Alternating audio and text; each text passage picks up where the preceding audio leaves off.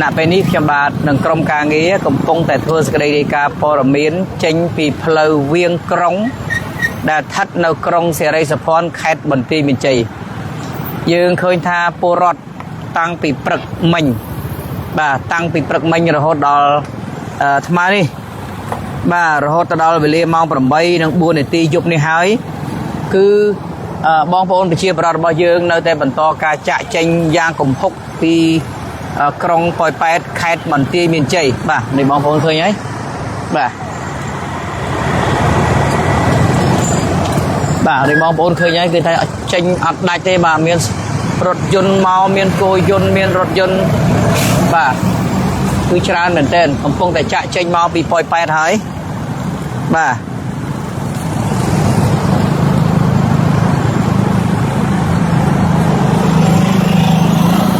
าสถานการณ์เป็นนี่ยังเคยทาโปรรอดบ่ยังกอดสมรกจะเจงตั้งปีปรึกประลมประโหดอดเมานี่มันตอนออกติดบ่าเนื้อแต่เมียนกาเจาะเนื้อแต่เมียนกาจะเจงเดขยมกับพงแต่ทัวร์สไลดีกาผมอย่างนี้คือเนื้อตามันดอยเพลย์เจ็ดเหล็กพรำเพลย์เวียงกรงบ่าเพลย์เวียงกรงมองบนนะบ่าเพลย์เวียงกรงบ่าเพลย์เวียงกรงส่วนบอลบอลช่วยใจดำเลยวิดีโอดีพ้อง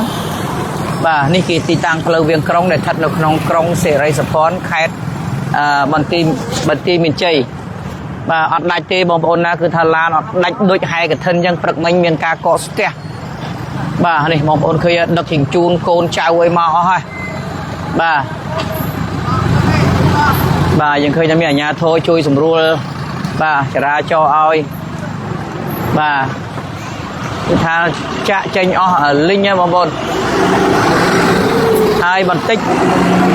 เทียบยมนั่งสังเกต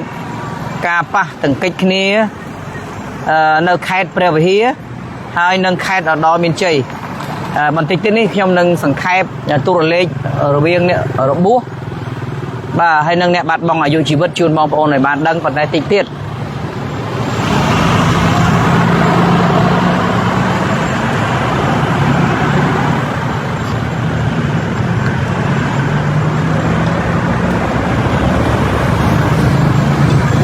บ่าขอบคุณปริมาณยังต่อไปบ่าบันทึกที่มันสังเกตพอเมียนจูนพออนจูนปริมาณบางพออนยังจะจงกรอยไอ้บางพออนยังบาสดับจะพอเมียนบะทอมบางพอนะพอเมียนบะทอมบ่ายังช่องอะไรนี่เจ้าบ่าพอเมียนบะทอมบางพอนะจังเขียมโซมจูนพอเมียนบะทอมบ่าจะพอเมียนบะทอมบางพอนะอันนี้ขยมโยงตามเพจเพลการะบบไอ้ดำรถมันตรีกระทรวงพลเมืองไอ้ดำเน็ตเพตราบายดำเน็ตเพตราบานขนมเพจไอ้ดำบานทรายทาโยเทียไทยบากาเวประหาประดับอาวุธประดับน้อยอาวุธมาเลยกำลังมาเลยกำลังกองต่อบริกองต่อระบบการบินชีนังจุนสิวิลตัวเล็กบะทอมปีแคดเอาดอมินใจนังแคดเปรียบเทียโพลรอดสโลตรังบานบัดบองอายุชีวิตบานนั่งโรงระบุประบุนเนี่ยจนเพียคล้วนจิจรานมันเนี่ยบานนี่ยังโยงต่อตามเพจบาเพลการะบบไอ้ดำเน็ตเพตราบานเน็ตเพตรารัฐมนตรีกระทรวงพลเมืองในโลกบานจกไซนี่จะพลเมืองบาทอมเนี่ยก็บานไซปะหายเชียใบเมาไงปันแต่ใบเมาในติดยมสมทัวกาวจำเรียบจูนปัดไทยมติดบ่าในขยมตัวเล็กบานพอร์เมียนแต่พอร์เมียนฉบับกามวยนึงคือเมียนประสังคือบานสกุลสลับมาอ๋องคือหนึ่งวัดกุกโมนึงแต่มาดองบ่าปันแต่เราเป็นนี่ยังเหมือนตอนบานโยเชนหลายเตะแต่ซาแต่มองไปให้เจียมาเมามุนในที่ยมทัวร์เรดีกาพอร์เมียนกุกโมนึงคือในประสาทบ่าตะมอนนึงบ่าในประสาทตะมอนนึงคือวัดตะมอนนึงคือบานสลับประซองเหมือนเนี้ยบ่าได้ปันแต่เหมือนตอนบานดักสอบเจนเตบ่าตอนบานดักสอบเจนเตบ่าให้ยังโยงตัวเล็กมวยติดได้ยังตัวบานปีไปเจียกาปีนั่นได้กอดบานปรับขยมนั่นคือเมียนลูกเย่เหมือนเนี้ยกอด បានកៀងបេះដូងបាទបានកៀងបេះដូងស្លាប់បាទបានកៀងបេះដូងស្លាប់មានន័យថាពេលដែលគាត់លឺក្របផ្លោងខ្វាយគាត់ពុតគាត់កៀងបេះដូងប៉ុន្តែគាត់វ័យចំណាស់ទៅហើយបាទបានកៀងស្លាប់បាត់បង់អាយុជីវិតទៅហើយបាទហើយបាទអញ្ចឹងអានេះដូចខ្ញុំជម្រាបប្រាប់អញ្ចឹងវាមានប៉ុន្តែយើងក៏សុំមិនធ្វើអត្ថាធិប្បាយទេបងប្អូនឥឡូវនេះយើងឃើញតែគួរយន្តមកទៀតហើយចាំខ្ញុំជម្រាបប្រាប់បន្តិចប្រហែលបន្តិចទៀតបាទនេះបងប្អូនឃើញសុទ្ធតែចាក់ចេញបាទនេះខេត្តបន្ទាយមានជ័យយើងណាបងប្អូនណាបាទសម្រាប់ខេត្តបន្ទាយមានជ័យយើងបាទសូមបងប្អូនចែករំលែកវីដេអូនេះផង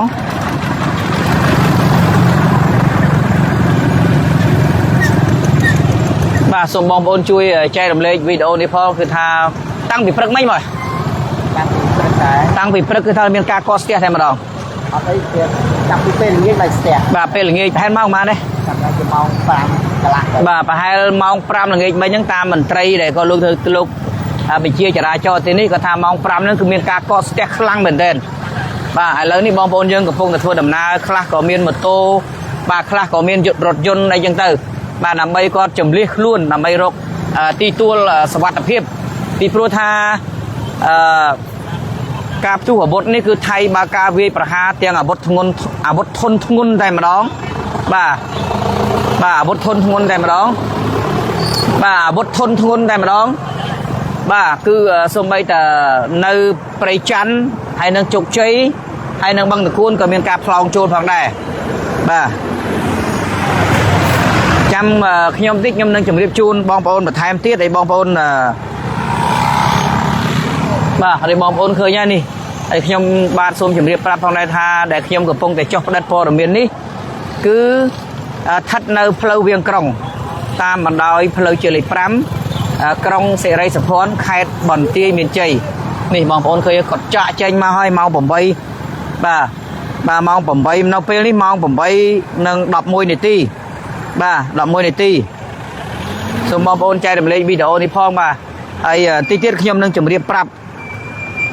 ព័ត៌មានបន្ថែមខ្លះបឋមបន្ថែមទៀតបាទបន្ថែមទៀត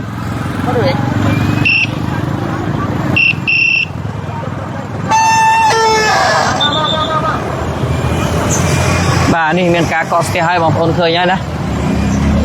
បាទសូមចេះគេមកតិចបាទកាមេរ៉ាខិតមុខនេះកាមេរ៉ានេះខាងនេះ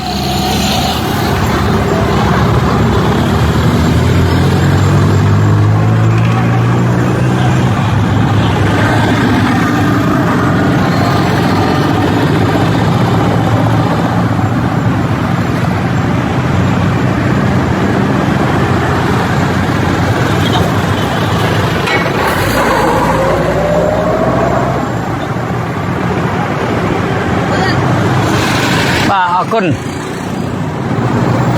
បាទយើងគិតត្រឹមម៉ោងគិតមកត្រឹមម៉ោងជាង7យប់នេះសមរភូមិតាមន់តាកបីប្រាសាទខ្នានិងថ្មដូនឧត្តរមានជ័យពួកចៅសៀមកំពុងតែបំផ្លាញបាទកំពុងតែបន្តបាញ់គ្រាប់ផ្លោងចូលបាទហើយកម្លាំងរបស់យើងនៅតែឈរជើងបានរឹងមាំនៅឡើយទេបងប្អូនគឺអត់ទាន់មានអីអត់ទាន់មានអីទេបងប្អូនណាបាទទោះបីជាគេថានឹងវាយយើងយក10ប្រមាណទីតាំងបងដូចជា11ទីតាំងណាបាទប៉ុន្តែវាយមិនទាន់បានយកទីតាំងណាមួយទេបាទមិនទាន់បានដណ្ដើមបានទីតាំងណាមួយទេប៉ុន្តែកម្លាំងរបស់យើងនៅតែមិនតបតទេនៅតែឈររឹងមាំនៅត្រង់សេដើម្បីការពារបាទហើយដែលមុននឹងខ្ញុំមកប្រហែលជាមុនខ្ញុំរាយការណ៍ព័ត៌មាននៅរង្វង់មូលគោកមូលហ្នឹងយើងឃើញថាយោធាបាញ់ថៃបានផ្លោងគ្រាប់សន្ធប់នៅតាមន់តែម្ដងច្រើនមែនទែនបាទហើយខ្ញុំក៏ចម្លៀសខ្លួនមកបន្ទាយមានជ័យដើម្បីឆ្លៀតចល័តខ្លួនដើម្បីយកព័ត៌មានជូនបងប្អូនបន្ថែមទៀតបាទបន្ថែមទៀត បាទ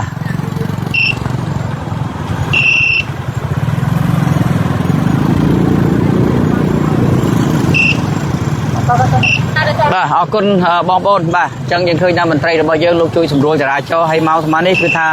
បងប្អូនយើងប្រជាពលរដ្ឋគាត់សម្រុកចេញដើម្បីរកទីទួលសុវត្ថិភាពតែម្ដង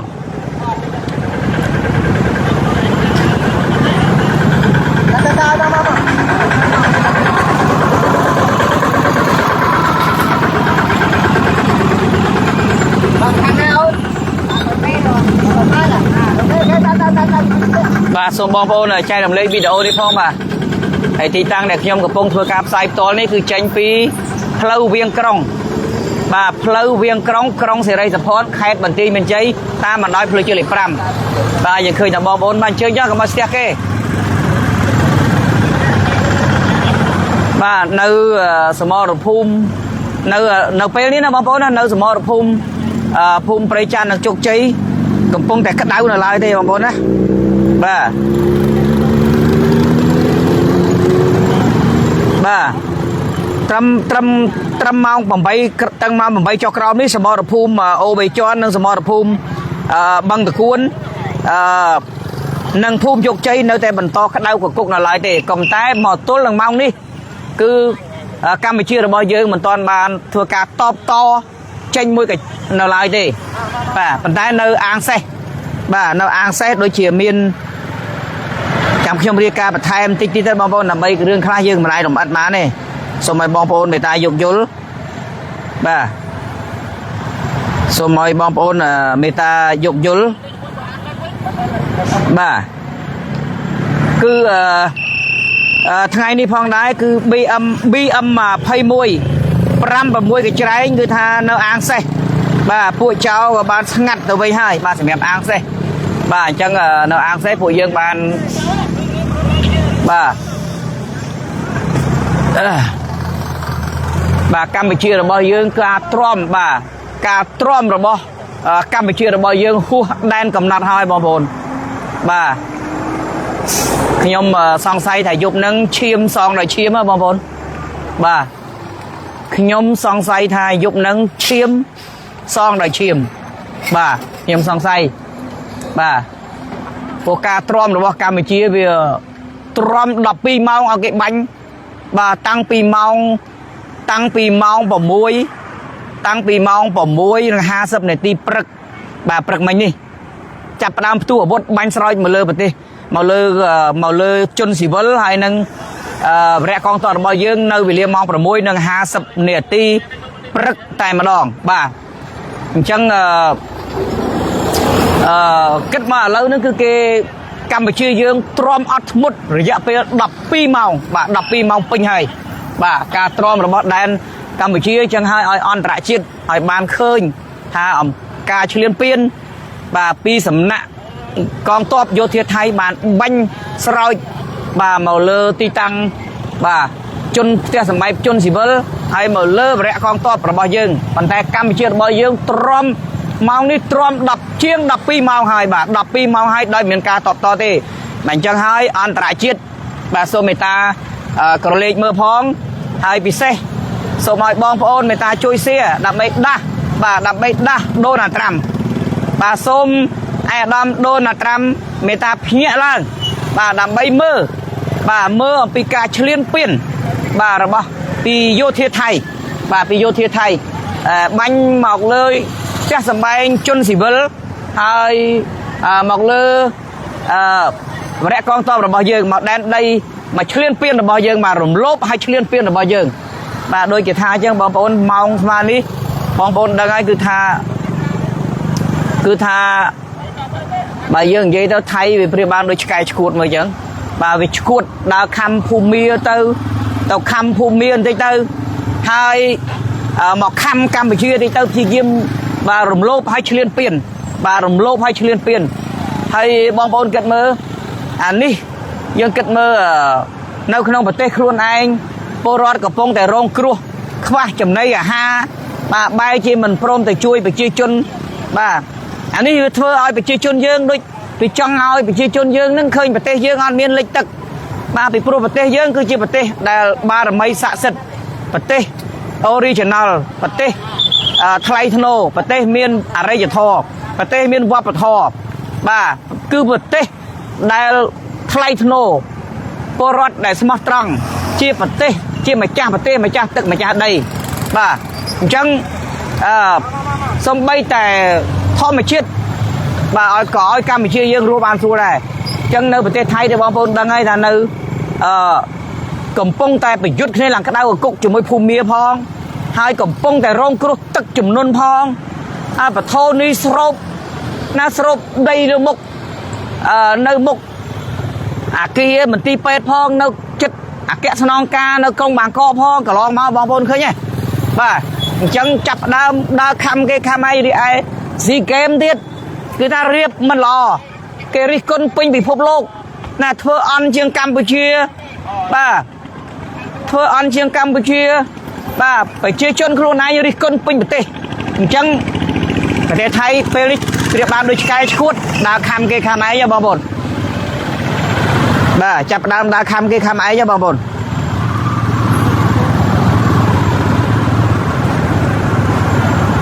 បាទចាប់ដើមដើរខំគេខំឯងបងប្អូនហើយកម្ពុជារបស់យើងការទ្រាំបាទការទ្រាំគឺមានដែនកំណត់ណាបងប្អូន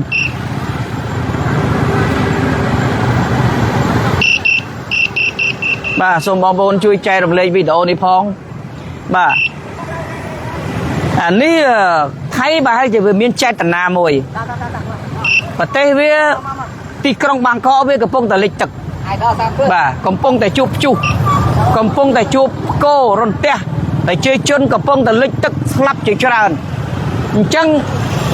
គឺថាស៊ីហ្គេមវារៀបចំមកគេត្រូវប្រជាជនថៃនិងអ្នកកសែតគ្នាវានឹងរិះគន់ពេញប្រទេសបាទអន្តរជាតិនឹងរិះគន់ថាអន់ជាងកម្ពុជាប្រហែលជាឈួតមែនទេហើយ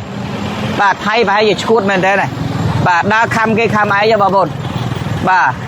នេះខ្ញុំតាំងពីកើតពីពោះម៉ែខ្ញុំមកខ្ញុំមិនដែលឃើញជាតិសាសនាបាទអាក្រក់ហើយជួសជាតិខូខើដូចប្រទេសសៀមឯងបងប្អូនអាក្រក់មែនតើបាទអាក្រក់មែនតើ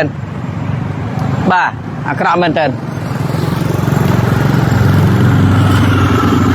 វាចាប់ផ្ដើមឈួតមែនតើណានេះឈួតមែនតើមកបាទហើយកម្ពុជារបស់យើងនេះបងប្អូនដឹងថាការទ្រាំនេះជាង12ម៉ោងហើយការទ្រាំគេប្រើ S16 ផងណាទម្លាក់មកលើផ្ទះសម្បែងជនស៊ីវិលផងហើយវរៈកងទ័ពរបស់យើងគឺស្ដាប់មេបញ្ជាការបាទស្ដាប់មេបញ្ជាការអញ្ចឹងនៅអាងសេះបាទនៅអាងសេះល្ងាចមិញហ្នឹងគឺយើងបានដាក់5 6កញ្ច្រែងដែរស្ងាត់បាទប៉ុន្តែបងប្អូនត្រូវជឿជាក់លើរាជរដ្ឋាភិបាលរបស់យើងបាទជួនកាលនេះគឺជាឱកាសមួយដែលរាជរដ្ឋាភិបាលរបស់យើងនៅជំហររឹងមាំរក្សាមានគោលជំហររក្សានៅច្បាប់បទឆប់បាញ់គោរពច្បាប់អន្តរជាតិបាទគោរពបាទច្បាប់គោរពសិទ្ធិមនុស្សបាទប្រទេសតូចតែមានបេះដូងមនុស្សធម៌បាទអញ្ចឹងបងប្អូនបាទបងប្អូនយើងមើលថៃដូចជាឆ្កែឈួតមែនតើណាបងប្អូន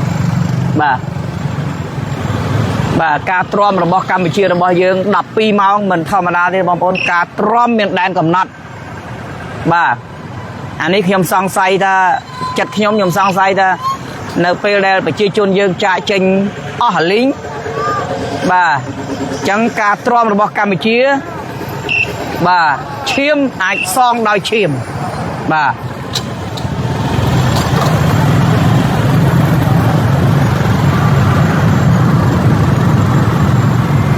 បងប្អូនជនរួមជាតិជាទីមេត្រីបងប្អូនប្រិមិត្តជាទីស្រឡាញ់បងប្អូនត្រូវដឹងថាបើសិនជាដូនតារបស់គេបងប្អូនត្រូវស្ដាប់ការ live របស់ខ្ញុំបាទសានមន្ទឿនបើសិនជាដូនតាគេអ្នកសាងសង់អង្គរវត្តបាទដូនតាគេពូជពងថ្លៃធ្នូពូជពងអ្នកសាងប្រាសាទគេមិនមែនទំយក S16 គេមិនមែនយកយន្តហោះ S16 ទម្លាក់មកលើប្រាសាទតាម៉ុនប្រាសាទតាកបីទេបងប្អូនមានន័យថាគេបើគេស្រឡាញ់របស់គេបាទបើគេស្រឡាញ់របស់គេបើគេស្រឡាញ់វត្ថុបុរាណបើឪដូនតាយើង ណាយើងគិតមើលបើសិនបងប្អូនត្រូវចាំកន្លែងហ្នឹងថាបើសិនជាដូនតាចៅសៀមនេះវាកសាងប្រាសាទតាមុនវាកសាងប្រាសាទតាក្បីអញ្ចឹងវាស្នាដៃរបស់ដូនតាវាអត់យក S16 ទៅទម្លាក់ដើម្បីកំទេចក្បាច់បរមរាមអញ្ចឹងទេអញ្ចឹងហើយចោលវាធ្វើអញ្ចឹងបាទនេះបានគេហៅថាពូជសាសន៍ដែលអត់មានវប្បធម៌អត់មានប្រពៃណីគេហៅថាគ្មានទំនៀមទម្លាប់ដើរប្លន់ទំនៀមទម្លាប់បាទពីប្រទេសជិតខាងពីកម្ពុជាទៅវាអញ្ចឹងហ៎បងប្អូនបាទយើងជឿចាប់ហ៎បងប្អូនបាទហើយការបាញ់ប្រហារសម្រាប់ថ្ងៃទី8ហើយបងប្អូនមិនមែនជារឿងមួយធម្មតាទេណានៅសល់តែ2ថ្ងៃទៀតទេបងប្អូន2ថ្ងៃទៀតគឺជាថ្ងៃ10ជាថ្ងៃ10ធ្នូហើយ10ធ្នូនេះទូទាំងពិភពលោកគេនឹងប្រារព្ធធ្វើពិធីសិទ្ធិមនុស្សបាទឥឡូវបងប្អូនសួរមើលឯណាទៅសិទ្ធិមនុស្សឯណាទៅសិទ្ធិរស់រានមានជីវិតឯណាទៅសិទ្ធិជនស៊ីវិលបងប្អូនគិតមើលនៅសល់តែ2ថ្ងៃទៀតទេ10ធ្នូជាថ្ងៃដែលពិភពលោកគេប្រារព្ធទិវាសិទ្ធិមនុស្សអន្តរជាតិប៉ុន្តែយោធាថៃហ៊ានបើកការបាញ់ប្រហារដោយយក S16 មកទម្លាក់លើផ្ទះសម្បែងប្រជាពលរដ្ឋវត្តអារាមប្រាសាទបុរាណបាទវាហួសថ្លែងតែម្ដងបាទវាហួសមិនដឹងជារកអ្វីថ្លែងវាអាហ្នឹងដូចគេថាឆ្កែឈួតដើរទៅខំភូមិតិចទៅរត់មកខំយើងតិចទៅបាទ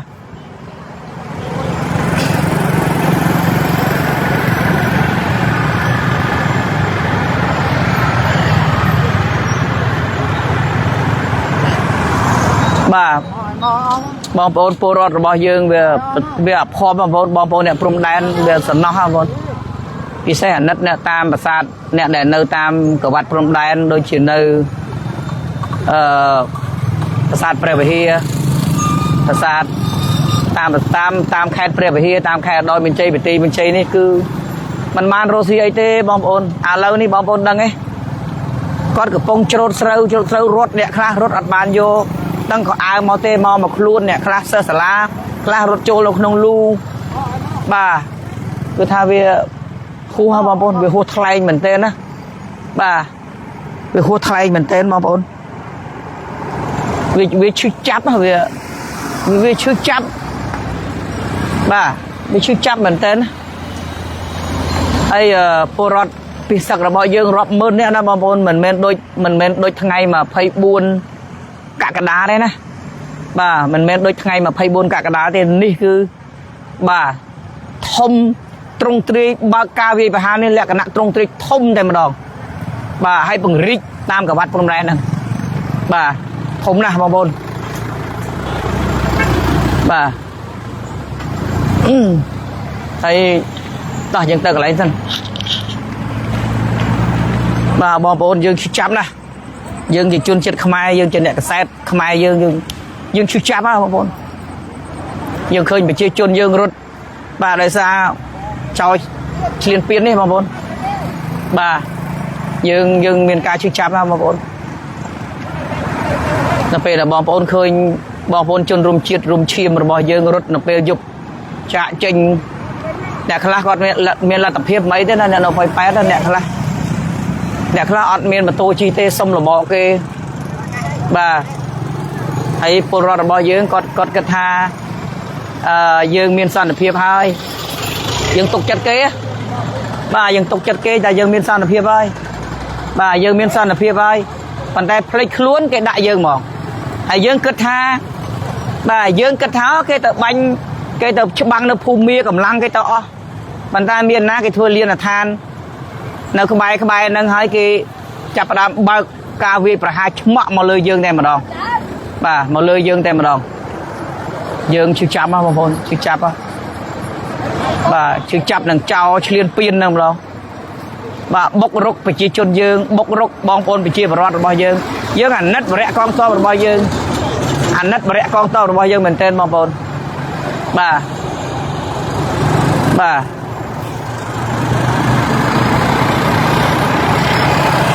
យើងឈឺចាប់ហ៎បងប្អូន យើងឈឺចាប់ម៉ោងនេះពេលនេះសូមឲ្យបងប្អូនជនរួមជាតិសូមមេត្តារួមគ្នាដើម្បីជួយបងប្អូនយើងច្រើនណាស់បងប្អូនលើកនេះមិនតិចទេណាជនភៀសសឹកច្រើនណាស់បាទច្រើនជាង24កក្កដាទៀតណាបងប្អូនថ្ងៃទី8ធ្នូនេះបងប្អូនត្រូវចងចាំទុកក្នុងចិត្តមួយជីវិតជាថ្ងៃដែលពលរដ្ឋរបស់យើងជាបងប្អូនជនជាតិខ្មែររបស់យើងឈឺចាប់បំផុតបាទថ្ងៃ8ធ្នូនេះ2025នេះបាទប្រជាពលរដ្ឋលោកមុនគាត់មានឱកាសត្រៀមបានអ្នកខ្លះមកអត់បានយកអីមកទេបងប្អូនអើយចឹងបងប្អូនសូមឲ្យយុវជនយុវនារីសូមឲ្យបងដែលមានលុយមានកាក់សូមមេត្តាមកពីភ្នំពេញមកបងប្អូនមកជួយដល់បងប្អូនជនវាសឹកយើងច្រើនណាស់បងប្អូនមិនតិចទេក្នុងខេត្តបន្ទាយមានជ័យនេះក៏ច្រើនខេត្តរតនមានជ័យក៏ច្រើនទេគ្រាន់តែមកកន្លែងដែលខ្ញុំទៅវត្តភ្នំថ្មកបោចិត្ត2000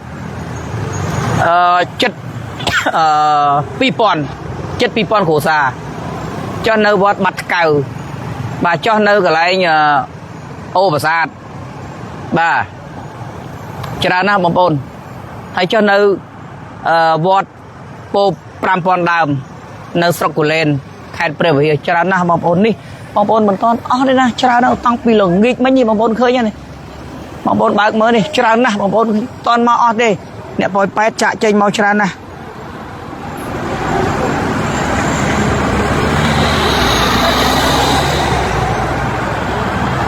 បាទ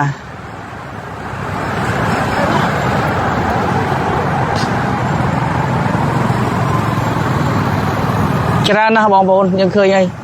អ្នកប៉ោយប៉ែតសម្រុកចាក់ចេញតែម្ដងខ្លះក៏បែកទៅខាងបាត់ដំបងបាទហើយអ្នកខ្លះទៀតទៅក៏បែកទៅខាងបន្ទាយមានជ័យអ្នកខ្លះក៏មានរថយន្តនឹងមានបងមានប្អូនទៅក៏ច្រកផ្ទះសបែងទៅអ្នកខ្លះក៏ហួសទៅបំពេញអញ្ចឹងទៅបាទគិតទៅប្រទេសសៀមនេះមួយវាអត់ខ្លាចអន្តរជាតិវាអត់ខ្លាចដូណាល់ត្រាំវាអត់យល់មុខប្រធានាធិបតីរបស់សហរដ្ឋអាមេរិកវាអត់យល់ទាំងអស់ហើយវាអត់គោរពសំខាន់វាអត់គោរពហ្មងវាអត់គោរពច្បាប់ហើយបងប្អូនយើងសួរមើល2ថ្ងៃទៀតថ្ងៃសិទ្ធិមនុស្សទិវាសិទ្ធិមនុស្សអន្តរជាតិពិភពលោកបាទទិវាសិទ្ធិមនុស្សពិភពលោក2ថ្ងៃទៀតបងប្អូន10ធ្នូទិវាសិទ្ធិមនុស្សទូទាំងពិភពលោកណាជាសកលហើយ2ថ្ងៃទៀតថ្ងៃនេះថ្ងៃ8 2ថ្ងៃទៀតហ្នឹងដល់សិទ្ធិមនុស្សបាត់ហើយអញ្ចឹងបានយើងសួរទៅវិញទៅហើយយើងសួរអន្តរជាតិមើលសួរថាឯណាទៅសិទ្ធិមនុស្សបាទឯណាទៅសិទ្ធិមនុស្សឯណាទៅសិទ្ធិរស់រានមានជីវិតរបស់ពលរដ្ឋស្លូតត្រង់ឯណាទៅសិទ្ធិលំនៅឋានណាមកទល់ម៉ោងនេះឲ្យអន្តរជាតិអត់ធន់មើលយើងឃើញណាបាទហើយការទ្រាំរបស់យើងបងប្អូនគិតមើលពីម៉ោង6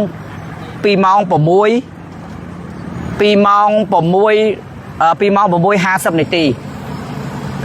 បាទការវាយប្រហារ6យើងវាយថា6 7 8 9 10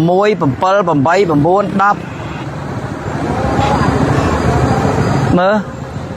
វាចូល12ម៉ោងបងប្អូន12ម៉ោងដែលកម្ពុជារបស់យើងអត់ធ្មត់អត់ទ្រាំខំមាត់សង្កត់ចិត្តឲ្យគេបាញ់មកលើ12ម៉ោងណាបងប្អូនណាកម្ពុជារបស់យើងបាទប៉ុន្តែខ្ញុំជឿជាក់បាទប្រជាពលរដ្ឋជឿជាក់លើរដ្ឋាភិបាលរបស់យើងហើយយើងជឿជាក់លើប្រមុខថ្នាក់ដឹកនាំរបស់យើងហើយខ្ញុំសង្ខេបព័ត៌មានជូនបងប្អូនបន្តិចបាទខ្ញុំសង្ខេបព័ត៌មានជូនបងប្អូនបន្តិចខ្ញុំសូមសង្ខេបជូនព័ត៌មានបងប្អូនបន្តិចឲ្យបងប្អូនបានដឹងខ្លះបាទតែបងប្អូនសូមសង្ខេបយប់នេះហើយខ្ញុំធ្វើការបិទការ live អញ្ចឹងខ្ញុំយោងបាទអញ្ចឹងខ្ញុំយោងតាមเพจផ្លូវការរបស់ឯកឧត្តមរដ្ឋមន្ត្រីក្រសួងព័ត៌មានដែលបានចុះផ្សាយបាទមុននេះចំនួន3ម៉ោងបាទគឺឯកឧត្តមរដ្ឋមន្ត្រីណេតសុភ័ត្រាគឺเพจឯកឧត្តម เพจไม้เพจเอาខ្ញុំចោះតែម្ដងពីព្រោះក្រសួងព័ត៌មានដូចជាឪពុកដូចជាម្ដាយជាអាណាព្យាបាលរបស់ខ្ញុំបាទអញ្ចឹងព័ត៌មានខ្លះខ្ញុំយោងអញ្ចឹងខ្ញុំសូមយោងតាមខ្លឹមសារដកស្រង់ចេញពីเพจឯកឧត្តមនេតសុភត្រារដ្ឋមន្ត្រីក្រសួងព័ត៌មានយោធាថៃបើកការវាយប្រហារប្រដាប់អាវុធមកលើកងកម្លាំងនិងជនស៊ីវិលទូរលេខព័ត៌មានបាត់ធំពីខេត្តឧត្តរមានជ័យនិងខេត្តព្រះវិហារពលរដ្ឋស្លូតត្រង់